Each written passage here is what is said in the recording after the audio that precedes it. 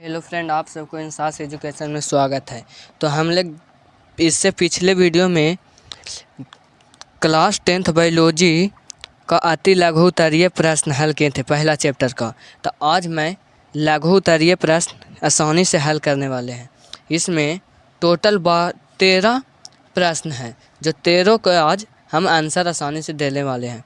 तो चलिए हम लोग अब जानते हैं जीवों के लिए पोषण क्यों अनिवार्य है। तो इसका आंसर हो जाएगा, जीव शरीर के अंदर टूटे फूटे कोशिकाओं की मरम्मत हो जाए, नया कोशिकाएं बन जाए और शरीर उचित ऊर्जा की प्राप्ति हो जाए एवं जैविक क्रियाओं के संचालन हेतु पोषण अनिवार्य है।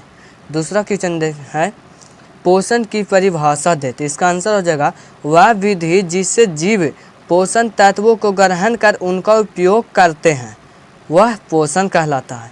अब तीसरा क्वेश्चन है, स्वर पोषण में किन किन परिस्थितियों का होना आवश्यक है, इसके उत्पाद क्या है। तो इसका आंसर हो जाएगा, स्वर पोषण के लिए पौधों को सूरज का प्रकाश, जल, कार्बन डाइऑक्साइड तथा क्लोरोफिल का होना बहुत आवश्यक है, क्योंकि यह पौधे के लिए बच्चे पोषक पदार्थ का नाम करते हैं। इसके उत्पाद के रूप में ऑक्सीजन तथा जल बनता है। क्वेश्चन नंबर चौथा है, परपोषण किसे कहते हैं। परपोषण से आप क्या समझते हैं। तो इसका आंसर हो जाएगा, परपोषण वह प्रक्रिया है जिसमें जीव अपना भोजन स्वयं संश्लेषित न कर किसी रूप में अन्य स्रोतों से प्राप्त करते हैं। अब क्वेश्चन नंबर 5 है, मृत जीवी पोषण किसे कहते हैं। तो इसका आंसर है, परपोषण की वैसी विधि जिसमें कोई जीव मरे सड़े गले अवशिष्ट पदार्थों से अपना भोजन प्राप्त करते हैं और मृत जीवी कहलाते हैं।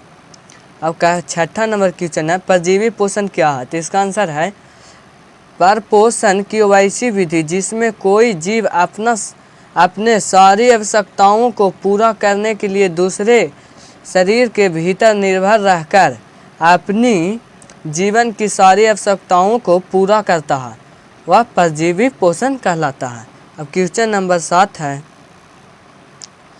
प्राणी समपोषी जीव किसे कहते हैं। तो इसका आंसर है, प्राणी समपोषण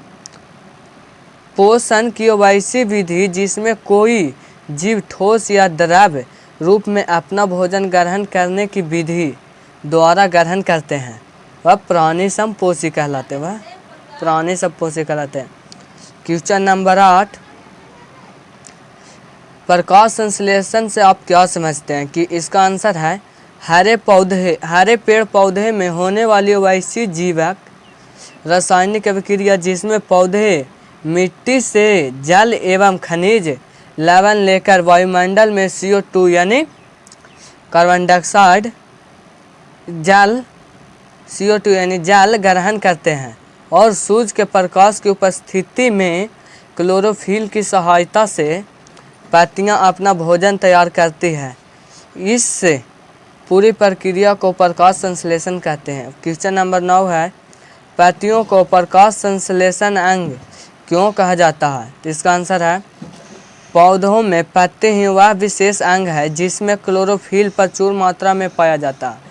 पत्तियों का रंध्र गैसीय विनिमय का काम कर लेता है और जाइलम और फ्लोएम पत्ती में कुछ ज़्यादा ही सक्रिय रहते हैं। इसी कारण पत्तियों को प्रकाश संश्लेषण अंग कहा जाता है। अब क्वेश्चन नंबर 10 है, भोजन के पाचन से आप क्या समझते हैं। तो इसका आंसर है, जब जीव भोजन करता है तब ये शरीर के अंदर जाकर विभिन्न प्रकार के एंजाइम की सहायता से छोटे छोटे टुकड़े में विखंडित हो जाता है और उसको कायम जैसा बना देता है, फिर चाइल बनता है। इस प्रकार से भोजन की पचने की क्रिया को भोजन का पाचन कहा जाता है। क्वेश्चन नंबर 11 है, मनुष्य के मुख गुहा में कितनी जोड़ी लार ग्रंथियां पाई जाती है, इनके नाम लिखें। तो पहला है, मनुष्य के मुख गुहा में 3 जोड़ी लार ग्रंथियाँ पाई जाती है। पहला पैरोटिड, दूसरा सैम्बैंडिबुलर लार ग्रंथि, तीसरा है सबलिंगुअल लार ग्रंथि। अब क्वेश्चन नंबर 12 है